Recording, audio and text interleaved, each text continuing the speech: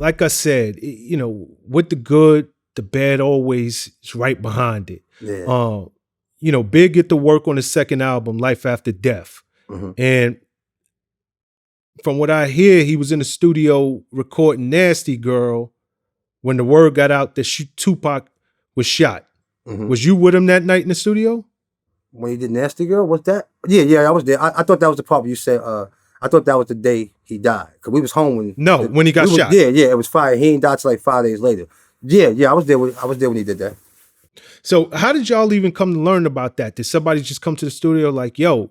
Yeah, when there's be a bunch of people in the studio and shit, and somebody came in there and was like, yo, Tupac just got shot in Vegas. Of course, back in them days, you didn't get the word quick as you'll get the word now. You could just stroll through Instagram and stroll through a Twitter and hear something, or somebody could hit your phone and tell you saw this. Like back then, it wasn't like that.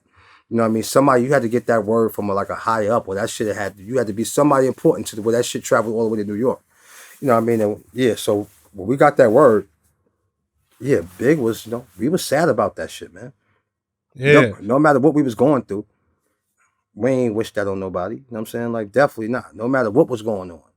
You got history with somebody. Outside of all the shit, you can recover from somebody dissing you on the song, you know what I'm saying? But can't recover from shit like that. We wasn't out there wishing the man get shot or we want to shoot him.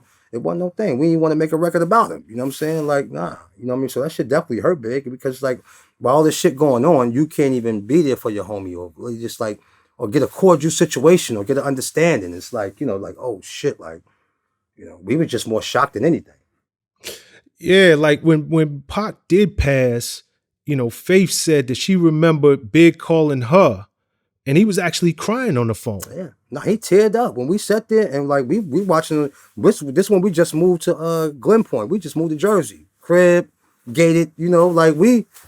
And we had this big screen TV, and that shit came up, and I called him downstairs, like, hi, the movie, like, yo, B.I., come here, like, yo, look, and he just sat there and just stared at the TV.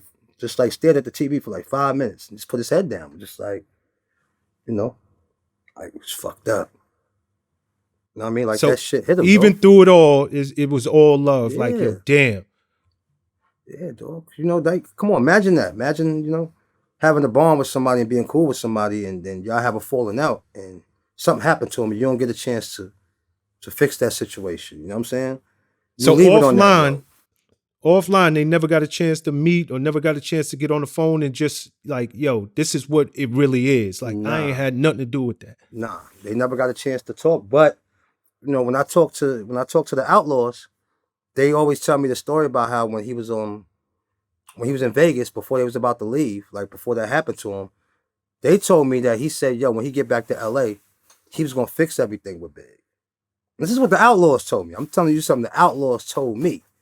And then, if you really do your research, listen to some of the last interviews that Tupac done, you hear him starting to he was starting to open up to it. Like, I would hear him talk. It won't be crazy stuff about B.I. He would more talk like, yo, don't blame us for this, for what this, blame the media for this, Don't think we caused all this. And then I heard one interview, he was like, yo, I squash things with Big if we could do something for charity or something like that. Like, you could. So it was things that you was hearing that you can tell he was kind of like, easing up on it and was more probably like leaning towards like, you know what? It's about time I'm done with this shit. Because we didn't feed into it, so he didn't have nothing to bounce back off it either. Like to be like, all right, fuck that. They said this and did that. You know what I mean? Like it wasn't nothing. It's like he like, yo, all right, he took that blow and he ain't come back at me. You know what? Because he knew who Big was too. Just like Big knew who he was. You know what I'm saying? And yeah, they didn't get a chance to sit down and kick it, man. So yeah, that definitely put a lot of pain on Big. You know what I'm saying?